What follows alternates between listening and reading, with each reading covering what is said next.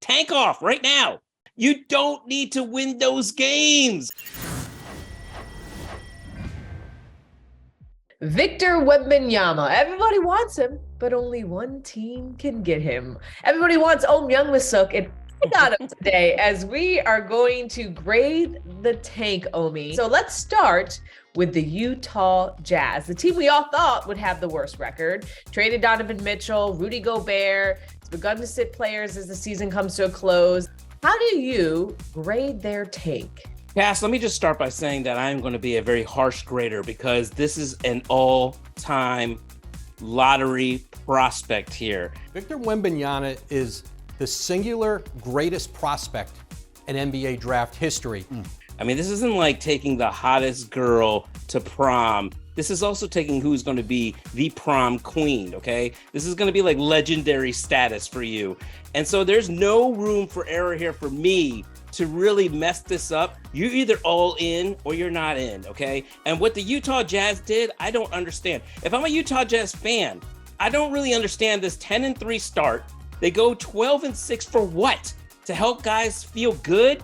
To make Will Hardy build this culture? Will Hardy can build the culture with losses, okay? As far as I'm concerned, because there's an all-time big man at stake here, okay? Jordan Clarkson, our Filipino brother, they rested him. They just started resting him. I mean, this should happen a long time ago. Danny Ainge, what are you doing? Make it happen. Start trading guys earlier than you did at the trade deadline, okay? They finally started resting Lauri Markkanen a few games here and there. Too late. They get an F. They should not be anywhere close to 40 wins, Cass. I think that's why Brian hired me, so I could take the blame for everything. Jeez. So let's move on to the Charlotte Hornets, okay? Doing well up until these last couple weeks where they've beaten some teams looking to get into the play-in.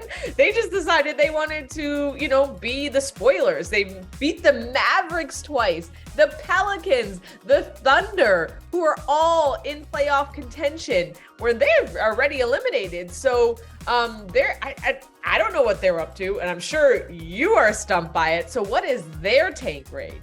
I mean, Cass, at first, look, LaMelo Ball gets hurt. I'm like, oh, man, this really stinks for them. But then LaMelo's out for a long time. Comes back, gets hurt again. Then he's out for a little bit, comes back, and then gets hurt for the season. So now we're like, okay, just let the tank go. Here we go.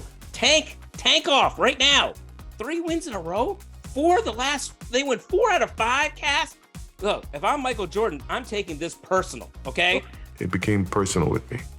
I don't understand. What are we doing here? Why are you beating teams? Dennis Smith Jr., I get it. You're on your little revenge tour against Dallas. You got your revenge. You don't need to win those games, okay? What are the Hornets doing? What are we doing? What are we doing? They can't be doing well toward the end here. They got to start losing. They get a D, Cass. A D, okay. I mean, I don't know if there's like a correlation, but they did start winning games when those reports started to surface that Michael Jordan may be, interested in selling a team. I don't know what the connection is there. That's all I'm saying. To win, you got to lose.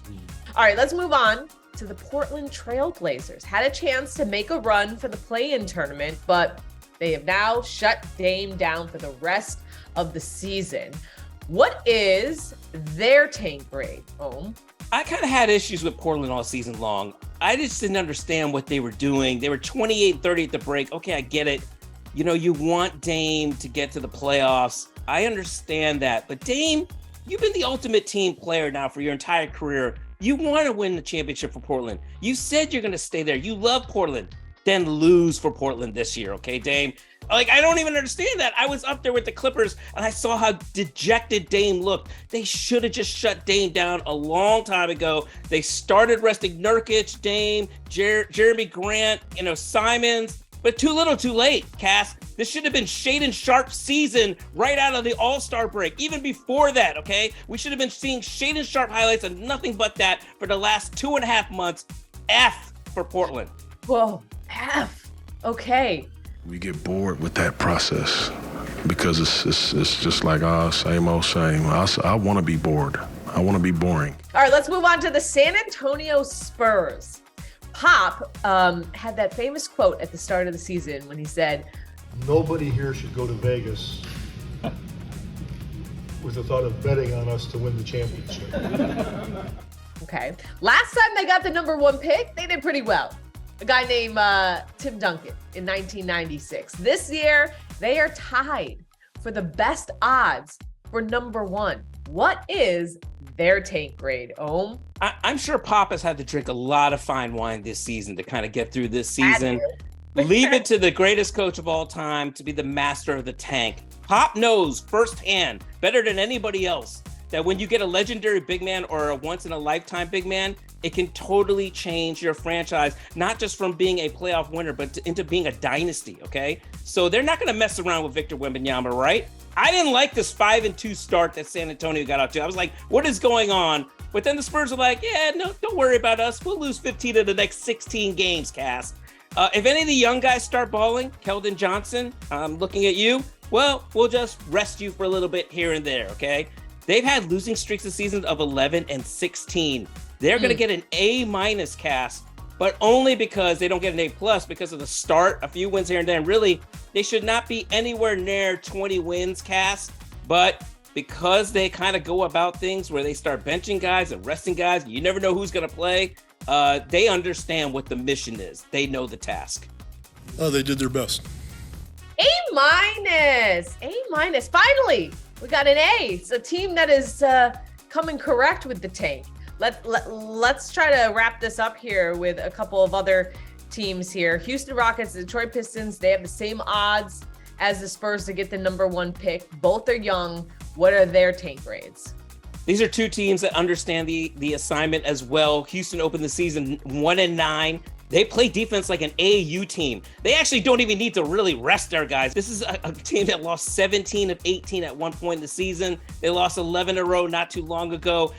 They did have a little hiccup. I don't know what they were thinking when they got cocky and decided to beat Boston, the Lakers, and the Pelicans in 3 straight games. They needed Hakeem Olajuwon to dream shake them back into losing 7 straight casts, okay? They get an A. Thanks so much. Right for Victor. Then let's move on to Detroit Pistons. These guys now, they're the best in the class of tanking, okay? Won their first game of the season against Orlando. I don't even understand why you would do that. Don't get me started on the Orlando Magic, by the way. I don't even know why they're winning games. They should be in the tankathon, okay? Especially considering they get the number 1 pick all the time when they're in there. But back to Detroit. They lose Cade Cunningham, Bojan Bogdanovic cast. We haven't seen him since March 1st. He's gone. He might as well be in Europe. I have no idea, okay? Isaiah Stewart's been out. Alec Burks, don't even think about playing. They are doing it right. Oh, and just in case, they did give a tip-in at the buzzer to Oklahoma City the other night. A+ for the Detroit Pistons. I hope Motown gets Victor Wembanyama for all the pain this season they've gone through. Timeout. Wait, Detroit have a timeout? They didn't have a timeout, did they? Oh, no, not Oh, Chris they didn't Webber. have a timeout. They didn't do it, Chris Webber. Oh, they did not have a timeout. That was their last one, and Ivy, the rookie, made the crucial mistake of calling a timeout. LA Victorian to the Detroit Pistons. I know Jalen Rose would be happy about that. Victor Wembanyama, you might look good in the Grant Hill teal jersey. Just saying. All right, between the play-in games and the new lottery odds, do you feel like tanking has gotten better? Is that the word? Better? Better in the sense that teams don't want to tank as badly. I think if that's what you're looking for, yeah. I mean, I guess like look at Orlando Magic. I guess you're playing to get your young guys some experience. I don't see the harm in waiting one more season. I really don't. I understand coaches and players always want to win games. I totally get it. I am looking at this from an organizational standpoint, that there is a once-in-a-lifetime prospect out there, and you do whatever you can to get him if you know you're not going to be like Washington Wizards, my hometown team. What are you doing? I don't understand. Just tank from the start, okay? Go for this guy. This guy could mean winning for the next 10 to 15 years. That's what I just don't understand what these teams are doing. Don't go for the play-in. The play-in are for teams like the Lakers, okay? Whoever came up with that need to be fired. So you basically said that the Detroit Pistons get an A+, and you think that Wembanyama would look good in that Detroit Pistons jersey, but which team do you think most needs Wembanyama to restart, jumpstart a rebuild? I would probably say Detroit or San Antonio. I know the NBA conspiracy theorists will probably say, oh, watch the Spurs get Wembanyama and, Popovich and the Spurs will be a dynasty again. I look at a team like Detroit. Look, I went to college right outside of Detroit, Michigan State. I know that city loves basketball when they're good. Obviously, they had the bad boys back in the day.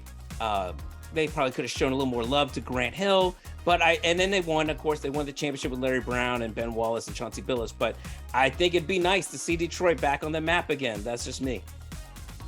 Well, if I were going to grade the tank, I would give you an F because you never tank a segment. You're always achieving and winning. This is one that was going to get me amped up because I really thought when this season started, when I saw Victor Wembanyama play, I was like, ooh, we might see some all-time losing. We're going to see like the greatest tanks of all time. We haven't really seen it. I guess maybe teams look at it now and they see like, hey, we don't need the worst record to get him necessarily. Teams can win, the lottery without having the worst record. Thank you. Tanks for everything, but tanks for nothing. I like that, Cass.